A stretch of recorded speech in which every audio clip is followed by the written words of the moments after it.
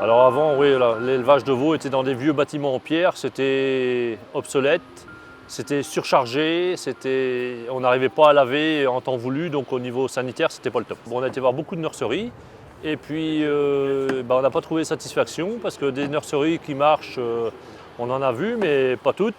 Et quand elles marchaient, on ne savait pas pourquoi ça marchait. Donc en fait, après on a vu une personne de chez Farago et Jean-Bernard de chez Calfotel, qui nous ont proposé les niches à veaux. On a fait quelques visites et ça nous a donné satisfaction. Nicolas était venu nous proposer les niches suite à une porte ouverte.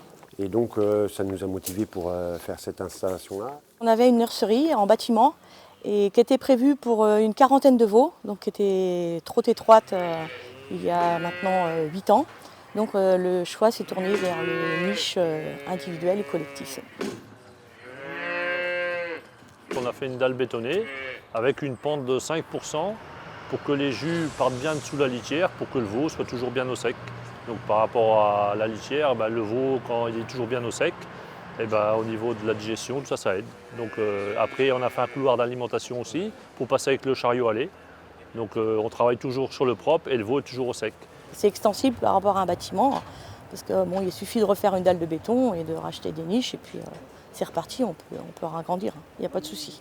La grosse différence entre avant et maintenant et la grosse amélioration pour l'élevage, c'était au niveau respiratoire. Donc on vaccine toujours au niveau du respiratoire, mais on utilise beaucoup moins d'antibiotiques.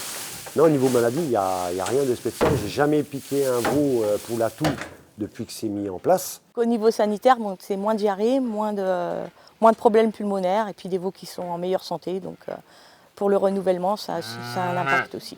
Quand c'est des hivers rigoureux, on laisse le veau enfermé dans la cabane individuelle. Mais un veau en bonne santé, en général, avec une litière bien chaude, arrive à se défendre. Il n'y a aucun souci pour les veaux dehors, que ce soit par les grandes chaleurs, par les grands froids. Les bêtes s'adaptent, voilà.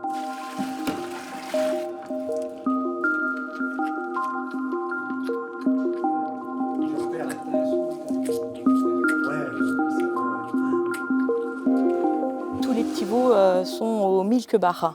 Donc c'est un saut-téteur avec une tétine. Il y a une bonne salivation avec cette tétine. Pour nous, c'est comme s'ils étaient sous la mer. Chaque tétine est remplacée à chaque veau. Ils sont bien habitués aux sautétines, donc la succion entre veaux ne se fait presque pas, ou pas du tout.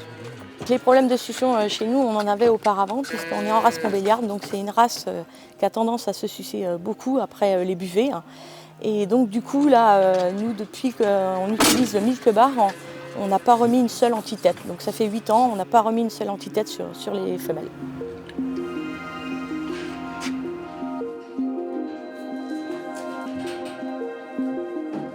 À chaque fois qu'on déménage des veaux d'une niche individuelle qui passe en collective, donc c'est par lot, les tétines suivent les veaux. Donc ils sont replacés sur un seau collectif dans la niche.